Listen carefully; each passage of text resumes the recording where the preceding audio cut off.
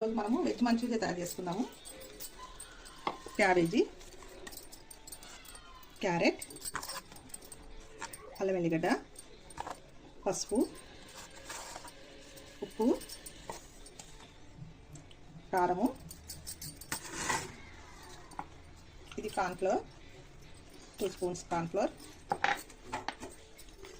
2 spoons మైదా, ఇవన్నీ వేసి బాగా కలపాలి. ఇలా చిన్న చిన్నగా బాల్స్ చేసుకొని డీప్ ఫ్రైకి అక్కడ ఆయిల్ పెట్టుకొని ఇవి బాల్స్ చేసుకుందాం. మన ఇష్టం అండి, రౌండ్ అయినా చేసుకోవచ్చు, పొడవైనా చేసుకోవచ్చు. ఇలా చేసుకొని అలా వేసుకోవాలి.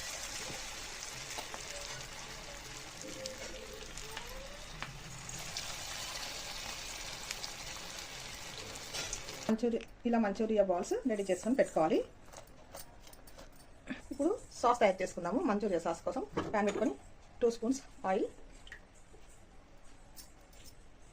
కొంచెం వేడైనాక సన్నగా తరిగిన గార్లిక్, కొంచెం వేగాలి గార్లిక్, ఆనియన్, మిర్చి వేసుకొని కలుపుకోవాలి.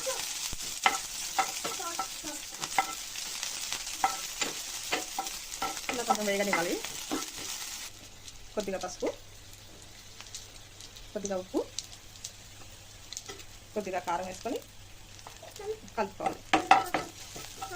ఇది కొంచెం వేడైనాక కెచప్ వేయాలండి, టమాటా కెచప్.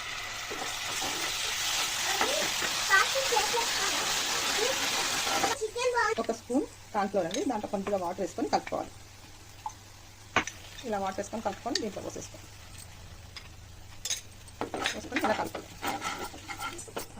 వేసుకొని బాల్స్ వేసుకోవాలి. దీంట్లో